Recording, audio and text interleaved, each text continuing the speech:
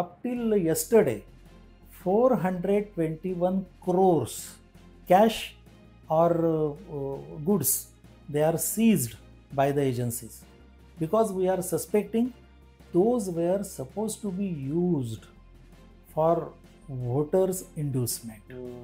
Perhaps the most busy man, busy team, और I think इनसे busy आजकल कोई है नहीं. बहुत बड़ी जिम्मेदारी इनकी टीम पर है, इन पर है टू एंश्योर कि ये पूरा जो इलेक्शन प्रोसेस है एकदम अच्छे से हो जाए और सब कोई प्रॉब्लम ना हो. एंड हर साल हमेशा जब भी इलेक्शन होते हैं तो इनकी टीम एफिशिएंटली सारा काम करती है.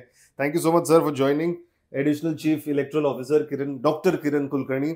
सबसे पहले सर ये जिम्मेदारी की मैं बात कर रहा हूँ तो इससे before we talk about everything जो हम लोगों की हेल्प करने वाले, इंफॉर्मेशन पास ऑन करने वाले, ये जिम्मेदारी है, मैं मानता हूँ बहुत बड़ी जिम्मेदारी. लेकिन इसके अलावा आपके डे टू डे लाइफ में, घर के काम में ऐसा कौन सी बड़ी जिम्मेदारी आपको इससे लगती है कि ये जिम्मेदारी मेरी इससे बड़ी है?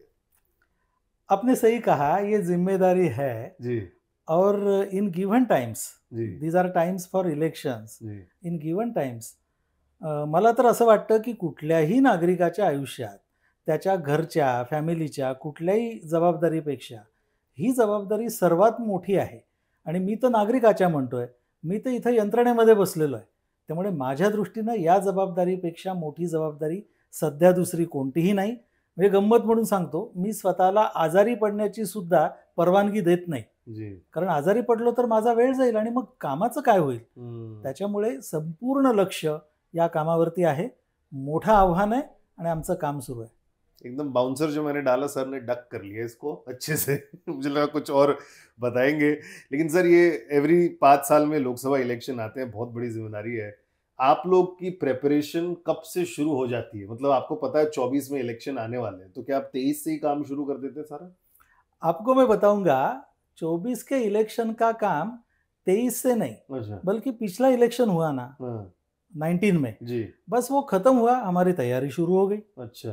क्योंकि आपको मैं बताता हूँ, इलेक्शन माने खाली वोटिंग नहीं होता. जी. वोटिंग के अलावा बहुत सारी चीजें हैं, बहुत सारे एस्पेक्ट्स है. जी. म्हणजे सर्वात महत्वाचा एस्पेक्ट आहे तो म्हणजे मतदार यादी, वोटर्स लिस्ट. जी. आणि वोटर लिस्ट प्रिपरेशन हे काम कंटिन्युअस आहे. म्हणजे वर्षभर चालू असतं, सतत चालू असतं. आणि त्याच्यामुळे मी असं नेहमी म्हणतो की मागचं इलेक्शन झालं ना, त्याच्या दुसऱ्या दिवशी आमची पुढच्या इलेक्शनची तयारी सुरू झाली. तर गेल्या 5 वर्षापासून ही तयारी सुरू आहे. पहिलं काम त्यातलं अर्थातच मतदार यादीचं आहे. मतदार यादीमध्ये नवीन लोकांना आपली नावं नोंदवायची असतात. कुणाचा पत्ता बदलतो, बदली होते, काही मतदारांचा मृत्यू झालेला असतो, ती नावं कमी करावी लागतात. आणि हे काम कंटिन्युअस आहे. आणि याच्यासाठी आमची यंत्रणा अगदी खालपर्यंत, फील्ड लेव्हलपर्यंत ही काम करत असते. You must be knowing there are websites. Those websites facilitate about registration of new voters, registration about shifting of the voter. So the website named Voter Search, it's created by Election Commission of India. त्याच्यावरती जाऊन वोटर्सना सगळी माहिती मिळू शकते. आणि दुसरं मला नेहमी असं वाटतं की आपण निवडणुका म्हणजे फक्त मतदान किंवा व्होटिंग असं न समजता त्याचे वेगळे वेगळे पैलू, त्याचे आस्पेक्ट्स ते लक्षात घ्यायला पाहिजे. For example, there is one aspect called model code of conduct. Everybody speaks about model code of, सब खाली ऐसे लूजली बात करते हैं, लेकिन पता होता है एग्जैक्टली वो है क्या. तो मेरे को ये पूछना है sir, individual level political parties अपना तो करती रहती, वो हम लोग as an individual common person हमको इतना अफेक्ट नहीं होता. एक वीडियो जो बहुत वायरल हो रहा है, गोवा में पता नहीं कोई तो फैमिली है पंजाब से आई थी, 50,000 रुपए के ऊपर कैश कैरी किया तो प्रॉब्लम हो सकती है. तो आपको वो तो एक ध्यान रखते हैं. As a common man, individual, हम लोगों को क्या क्या ध्यान रखना है जब ये कोड ऑफ कंडक्ट चल रहा है? आपको मैं बताता हूँ, model code of conduct is actually a draft consented by all political parties and taken up by, you can say, all citizens of India as voluntary. So it's a voluntary code of conduct. तो वो code of conduct क्या बताता है? वो ऐसा बताता है कि वोटर्स जो है उन पे कोई भी इंड्यूसमेंट का प्रयास भी ना हो. आणि तुम्हाला माहिती आहे की प्रलोभन, ज्याला आपण मराठीत म्हणतो, हे प्रलोभन हे डायरेक्ट असू शकतं, इनडायरेक्ट असू शकतं. किंवा pressure to vote some particular party or some particular candidate. It can be direct or indirect. So we can handle direct pressure. How to handle indirect pressure? That is handled by model code of conduct. आणि म्हणून model code of कंडक्टमध्ये काही फार clear cut provisions आहेत. काय म्हणतात त्या provisions? त्या प्रोव्हिजन्सनी सांगितलेलं आहे की मॉडेल कोड ऑफ कंडक्ट सगळ्या नागरिकांना लागू आहे, सगळ्या पॉलिटिकल पार्टीजना लागू आहे, सगळ्या उमेदवारांना लागू आहे, शासकीय यंत्रणेला लागू आहे. आणि मॉडेल कोड ऑफ कंडक्टनुसार सगळ्या पक्षांना, ज्याला आपण लेव्हल प्लेइंग फील्ड म्हणतो, ते क्रिएट करायचं आहे. म्हणजे कोणत्याही पक्षाने, तो सत्ताधारी पक्ष आहे म्हणून किंवा त्यांच्याकडे पैसा जास्त आहे म्हणून, त्याचा जास्त फायदा या निवडणुकीमध्ये उठवू नये याच्यासाठीची बंधनं आचारसंहितेनं घातलेली आहेत. आणि नागरिकांनी हे बघायला पाहिजे. म्हणजे पॉलिटिकल पार्टीज आचारसंहिता पाळतात की नाही हे बघण्याची जबाबदारी फक्त निवडणूक यंत्रणेची नाही. इवन भारत निवडणूक आयोग, they are also saying that citizens should be vigilant. How citizen can be vigilant? They can use our C Vigil app, citizen vigilance app, that is created by Election Commission of India, easily available on app stores, easily available on ECI website. Even all our advertisements nowadays, they are having that QR code for downloading this app. So this app can be downloaded, and wherever breach of model code of conduct is seen by a citizen, he can just click a photo. Automatically the whereabouts of that particular place, it is getting to the nearest flying squad. Such flying squads are all over the state. और मैं आपको बताता हूँ, पूरे महाराष्ट्र में ऐसे 1600 से ऊपर flying squads है, 2000 से ऊपर स्टैटिक स्क्वाड्स है. जिधर रिपोर्ट किया तुरंत एक्शन लिया जाएगा. 100 मिनट्स के अंडर एक्शन हो जाता है. Lovely. और वहाँ वो पहुँचते हैं, मानो किसी एक पब्लिक प्लेस में कोई बैनर लगा है, तो पब्लिक प्लेस में बैनर लगाना प्रोहिबिटेड है, क्योंकि उसको परमिशन चाहिए. वो एस्टैब्लिश्ड प्लेस ऑफ एडवर्टाइजमेंट है या नहीं, ये देखना चाहिए. यदि वो वैसा नहीं है तो this is violation of model code of conduct. If a particular citizen goes there, sees that and clicks a photo and uploads on C-Vigil portal, what happens exactly? The report goes to the election machinery within a moment. Achha. And the nearest flying squad reaches there within 100 minutes. And they just clears the thing. Because the first thing is to stop violation of model code of conduct. And because of citizens, the task is easier to the machinery.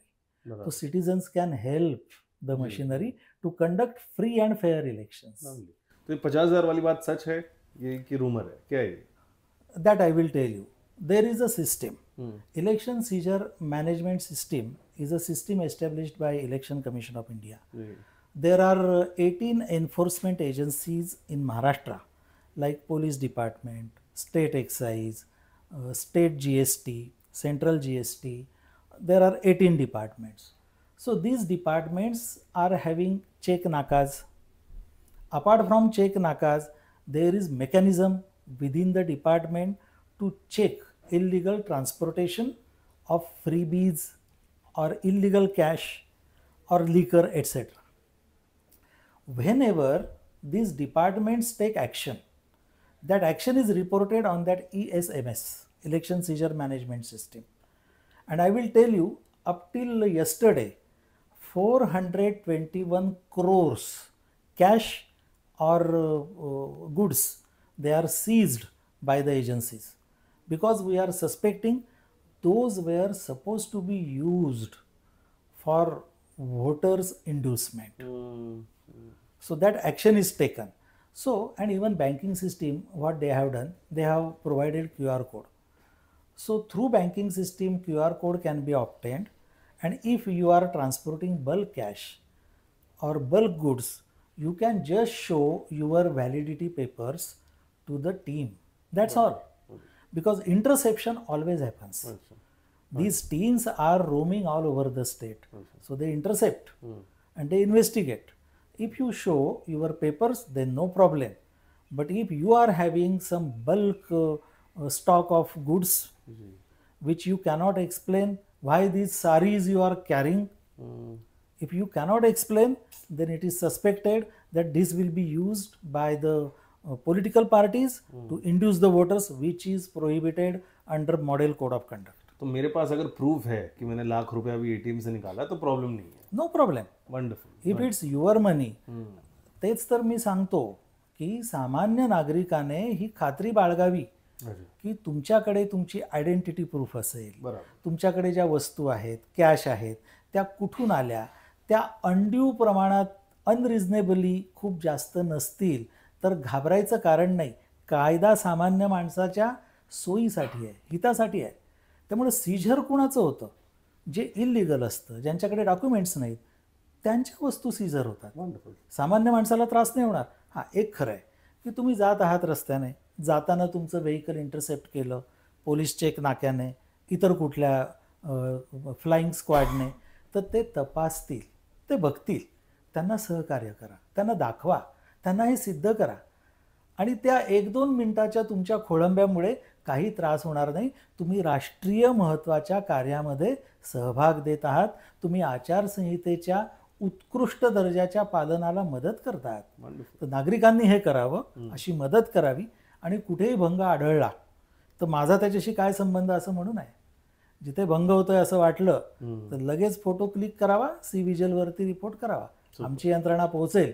कारण हे election free आणि fair पद्धतीनं व्हावं ही यंत्रणेची जबाबदारी आहे आणि नागरिकांच्या सहकार्याने हे करायला आम्ही बांधील आहोत. Super super. बस और कुछ तो स्ट्रेस नहीं लेना ना सिटीजन को कोड ऑफ कंडक्ट. स्ट्रेस की तो कोई बात ही नहीं है. तो चलो स्ट्रेस उल्टा this is contribution by the citizen. उनको क्या क्या ध्यान रखना मेरे को ये बस जानना था. एक तो कैश वाला मोस्ट कॉमन क्वेश्चन. और कुछ करेक्ट. अगर कोई दूसरा पॉलिटिकल पार्टी वो कर रहा है तो आप जिम्मेदारी से खुद जाके रिपोर्ट करें. ये 2 चीजें करेक्ट करनी है. Very right, very right. Lovely lovely.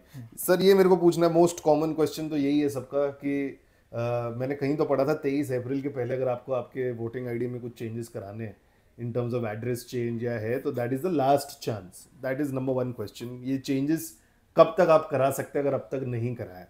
दूसरा क्वेश्चन, तो बॉलीवुड सारे सेलिब्रिटीज बेचारे नज़र में आ जाते हैं. आई एम श्योर बहुत कॉमन लोगों के साथ भी होता होगा कि लोगों को पता ही नहीं कहाँ जाके वोट करना है. कहीं गलत पोलिंग स्टेशन में चले जाते हैं, नंबर 1. दूसरा, पता चलता है कि वहाँ जाके उनका नाम ही नहीं है लिस्ट में. तो ये सारी चीज़ों को अगर आप बताना चाहें क्या क्या ध्यान रखना चाहिए सिटीजन्स को? नाही, हा तर फार महत्त्वाचा प्रश्न विचारला. आणि माझ्या महाराष्ट्र राज्यातले सगळे मतदार आहेत ते मराठी चांगल्या पद्धतीनं जाणतात, बहुसंख्य लोक. म्हणून मी मुद्दाम मराठीतून सांगतो याचं. Done sir. याची गंमत अशी आहे की मी मघा सांगितलं तसं मतदार यादीमध्ये नाव नोंदवणं, तुमच्या शिफ्टिंगची नोंद करणं, या सगळ्या गोष्टी कंटिन्युअस घडत असतात. राईट. याचा अर्थ असा की दर दिवशी मतदार यादीमध्ये कुणाची ना कुणाची ॲप्लिकेशन्स येतात. प्रोसेस काय आहे? मतदार यादीमध्ये कधी पण नाव नोंदवता येतं, अर्ज करता येतो. राईट. आता तुम्ही अर्ज केल्यावर हा अर्ज जातो निवडणूक निर्णय अधिकाऱ्यापर्यंत किंवा ज्याला आपण इलेक्टोरल रजिस्ट्रेशन ऑफिसर म्हणतो, म्हणजे मतदार नोंदणी अधिकारी जो वोटर रजिस्ट्रेशन करता है. वोटर रजिस्ट्रेशन वो जो मशीनरी है उनकी ये जिम्मेदारी है. तो उनके पास वो अर्जी चली जाती है. What is there work?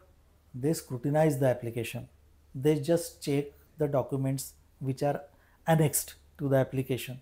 ये वो सब चेक करते हैं. ये सब ऑनलाइन सबमिट किया जा सकता है. ये चेक करने के बाद the electoral registration officer decides the matter. What does it mean?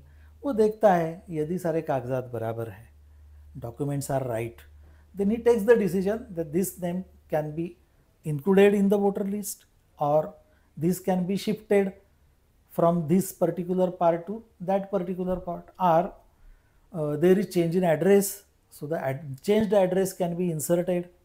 So this is a process. So it takes 10 to 12 days for this process. Now I will come to the law. As you know, in Maharashtra there is voting planned in 5 phases. 5 टप्पे आहेत. मुंबईचं voting आहे 5व्या टप्प्यामध्ये 20th May, right.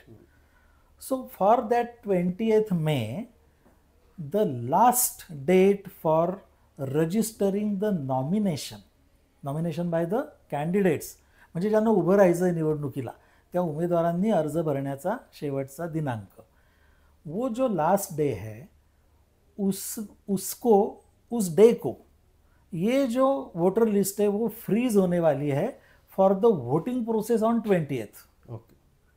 तो बम्बई के लिए last date मुझे लगता है अंदाजन अप्रैल लास्ट वीक या मई फर्स्ट वीक होगा.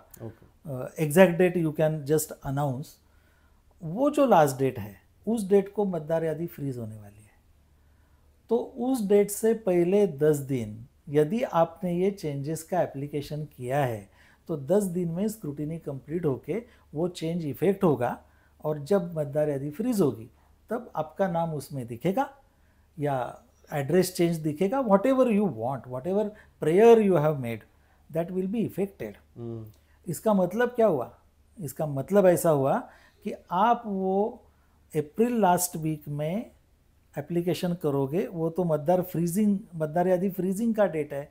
उसके पहले 10 दिन, समझो 15 अप्रैल, एक ब्रॉडली मोटा मोटी हम मान के चलते हैं 15 अप्रैल या टू बी प्रिसाइज 20th अप्रैल, ये वो डेट है. तो वो डेट को रजिस्ट्रेशन किया, उनको 20th मई को वोटिंग करना पॉसिबल है. अच्छा, बट सर मम्मी बोलती है जब आग लगता है तब कुआं खोदते हैं, और वोटिंग के टाइम मैंने देखा ही है कि सब लोग एंड में ही कुआं खोदते हैं, एंड में जाते हैं पता करते हैं. तो मेरे को सब लोग को अवेयर करना है कि दिस टाइम अराउंड थोड़ा अपने आप ही स्मार्टनेस दिखा के अपना नाम जो है कौन से सेक्शन में आ रहा है, कहाँ आ रहा है वोट करने के लिए, तो वो कहाँ चेक करें.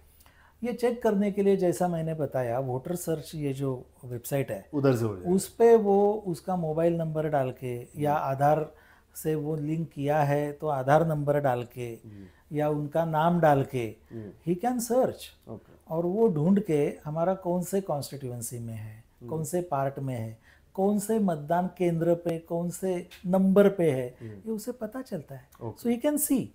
और दूसरी बात, हमारी जो मशीनरी है BLOs हम उसको कहते हैं, बूथ लेवल ऑफिसर्स.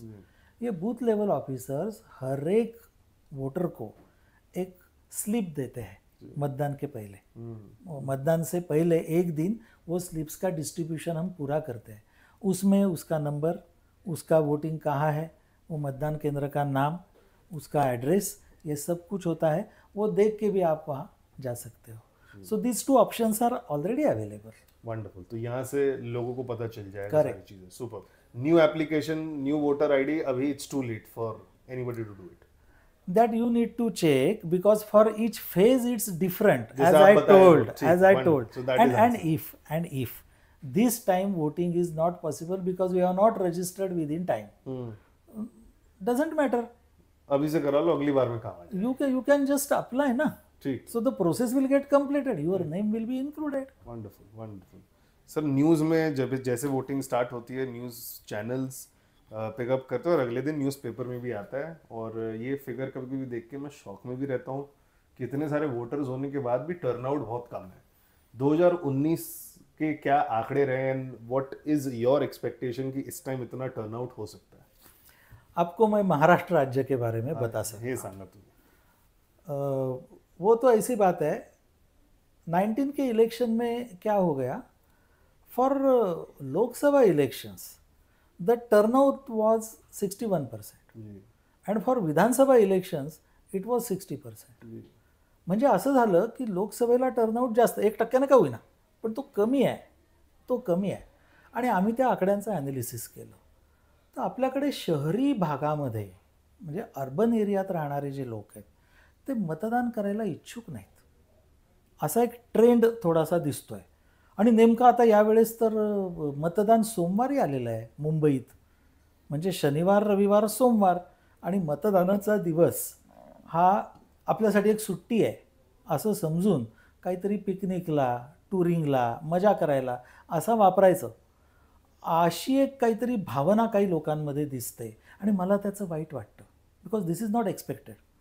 कारण तुम्ही तुमची मतदान करण्याची जी जबाबदारी आहे ती जबाबदारी पार पाडण्याचा हा महत्त्वाचा दिवस आहे. तुम्ही भारतीय नागरिक आहात. तुम्ही भारतीय नागरिक म्हणून सगळे फायदे घेता आहात. मग ही जबाबदारी का नाही? ही जबाबदारी करायला पाहिजे. आणि म्हणून मला जेव्हा ही मानसिकता दिसते तेव्हा त्याचं वाईट वाटतं. आणि म्हणून यावर्षी आम्ही त्याच्यासाठी खूप प्रयत्न सुरू केले. आम्ही या लोकांना सांगायचा प्रयत्न करतो आहे की जागे व्हा, तुम्ही मतदान करा, मतदानाच्या जबाबदारीपासून पळू नका.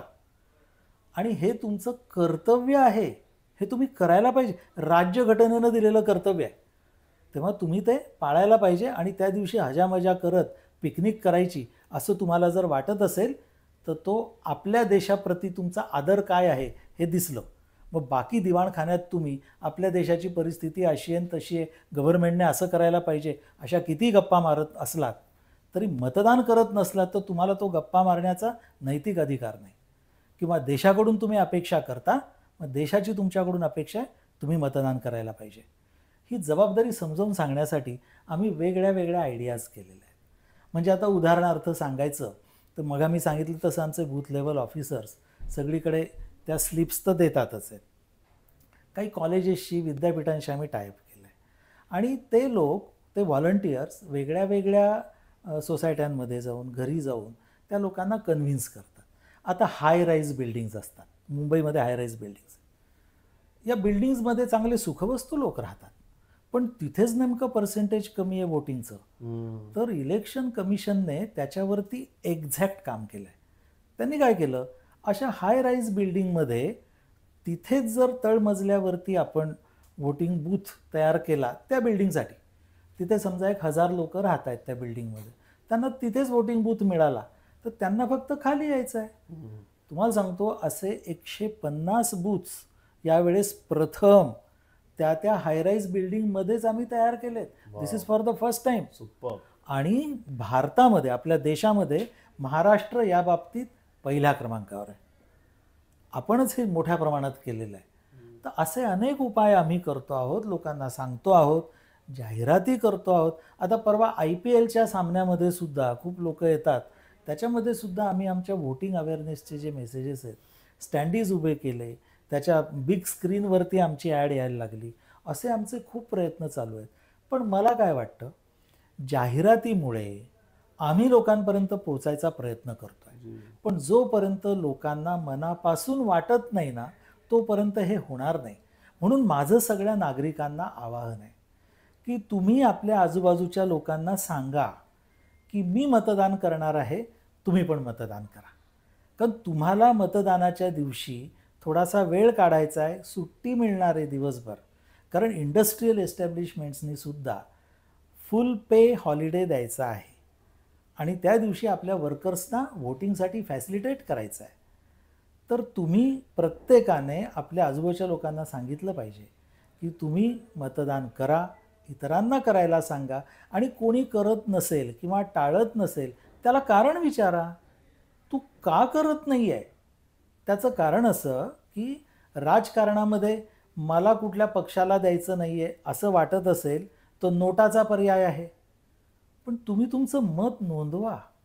त्याचं कारण असं, आपल्या लोकशाहीचा हा सगळा डोलारा हा या मतांवरती अवलंबून आहे. लोकांनी मतच नाही नोंदवलं तर आपला देश चालणार कसा आहे. म्हणजे थोड्या लोकांनी नोंदवलेल्या मतांवरती देश चालावा हे योग्य नाही. म्हणून जागरूक नागरिक म्हणून आपण आपलं मत नोंदवायलाच पाहिजे. आपण स्वतः मत नोंदवा आणि इतरांना पण मत देण्यासाठी प्रवृत्त करा, असं माझं सगळ्यांना आवाहन राहील. आणि हे तुमचा हक आहे, तुम्हाला वोट करायलाच लागेल. नाही, नुसता हक्क नाही, कर्तव्य पण आहे. नाही, मला ते तुम्ही सांगतात, मी जे फर्स्ट टाइम वोट केलं होतं, मी माझ्यासाठी शो ऑफ होता की मी वोट केलं आहे. मला एकदम गर्व वाटले. पण last 2 question sir, very fun, I am going to ask. Number 1 is, जितने लोग यहाँ काम करते हैं सर, उनकी CV में क्राइटेरिया होता है क्या? अगर आपने वोट नहीं किया अब तक, नॉट सिलेक्टेड फॉर जॉब. आपल्या देशामध्ये वोटिंग इज नॉट कंपल्सरी. जी. म्हणजे मतदान करण्याचा अधिकार आणि कर्तव्य हे दोन्ही आहे. पण कुठेही राज्यघटनेने किंवा कुठल्याही कायद्याने असं म्हटलं नाही की मतदान तुम्ही कंपल्सरीली करायलाच पाहिजे. आणि त्या असं डायरेक्ट क्लिअर कट काही प्रोव्हिजन नसल्याचा फायदा उठवून अनेक लोक मतदान करायचं टाळतायत. माहिती नाही, कदाचित पुढे मागे असं कंपल्शन येऊ शकतं. आप इंटरव्यू में पूछते हैं, मतलब क्वालिफिकेशन देखते हैं कि पहले ये देखते हैं इसने वोट किया है कि नहीं? This is not prescribed qualification. जी, नहीं sir, I am just asking fun question. But this can be a discretion जी, ऑफ द इंटरव्यूअर. है ना? So interviewer can ask, but it's not binding on him to ask. Wonderful, thank you so much sir.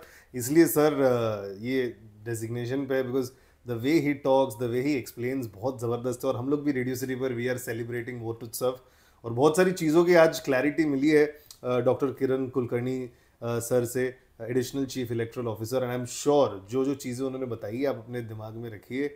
End if you are eligible to vote you should go and vote. जैसे मुंबई का I know 20th में है, आप महाराष्ट्र में हैं, आपका India में जितने भी है आपके फेजेस क्या है, आप जाके इलेक्शन कमीशन की वेबसाइट पर जाके, I am sure you guys are discussing, so do check, do vote. And जैसे कि सर ने बोला, मैं भी बोल रहा हूँ, ये बहुत गर्व वाली बात है, ज़रूर वोट कीजिए. Thank you. Radio city, radio city, radio city, radio city, रग रग में दौड़े सिटी.